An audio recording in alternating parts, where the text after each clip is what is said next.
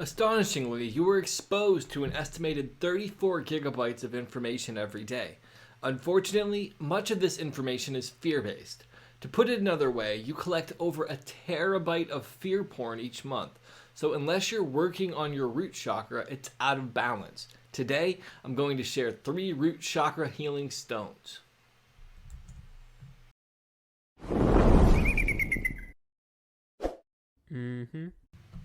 Hello and welcome back, fellow Phoenixes. It is Cessna from Spiritual Phoenix Studios. In case this is your first time tuning in, I'll let you know a little bit about me. I am a tarot card reader, a Reiki healer, and a spiritual guide. Today we are talking about 3 root chakra healing stones, and the first one that we're going to discuss is black tourmaline. Now, one of the cool things about black tourmaline is that it is exceptionally powerful. And part of the reason that it is so exceptionally powerful is because it draws off negative energy. And that means that you can still kind of do some of the footwork and show up, but it's taking up some of them bad vibes so you have a little bit more energy to focus on what you want to achieve. And it also helps clear blockages. And if you're trying to work on the root chakra, you actually need to clear some of that blockage so you can get some stability so you can actually begin to work on the other ones. Because here's one of the things. If your root chakra is blocked and you're disconnected from reality, the chances are that most of the other ones have some issues as well. You're just not grounded enough to see it. And a lot of times in spiritual circles, people like to focus on the crown, the third eye, and the throat chakra, or in the heart chakra as well. And sometimes those become so overdeveloped, the under ones aren't respected enough, and then that makes you weak. If you don't have a solid foundation, you can't build a structure. Come on, it's common sense, people. Anyhow, we're going to move on to the next stone now. Next up is hematite. Hematite is a very, very beautiful stone, and it is also very common in energy healing. Part of the reason it's so common in energy healing would be that it harmonizes the Trinity, that is body, mind, and spirit. And that's incredibly crucial because a lot of them, they might be more specific. This is kind of your all-around go-to. It's the utility stone.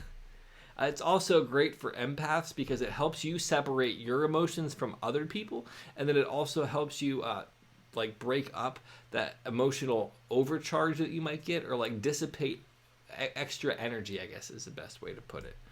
Okay, and then we will move on to the next stone, red garnet.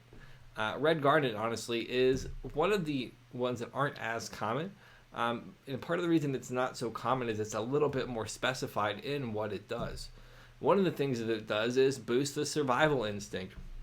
So root chakra is largely about the survival instinct. It's that will to live, that thing that keeps you going.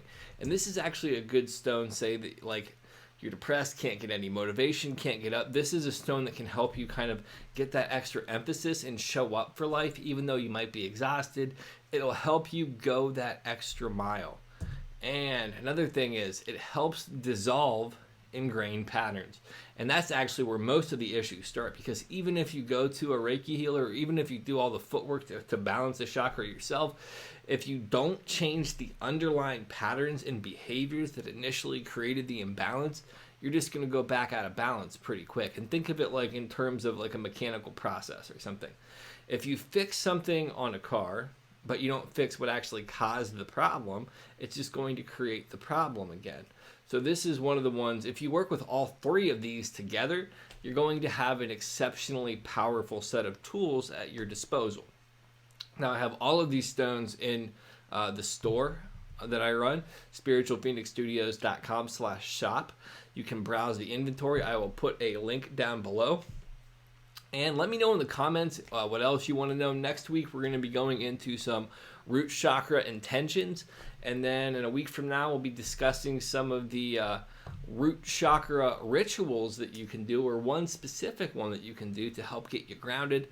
Then the next month, we move on to the sacral chakra. Always going to be some fun stuff going on here. So if you're interested, subscribe down below. I also do Road to Recovery with Ross on Tuesdays and Thursdays, and that's just a fun little video where I give you some tips about how to show up to life a little bit differently, and I do live tarot readings from time to time too. So anyhow, stay blessed, people. Thanks so much for tuning in. Peace.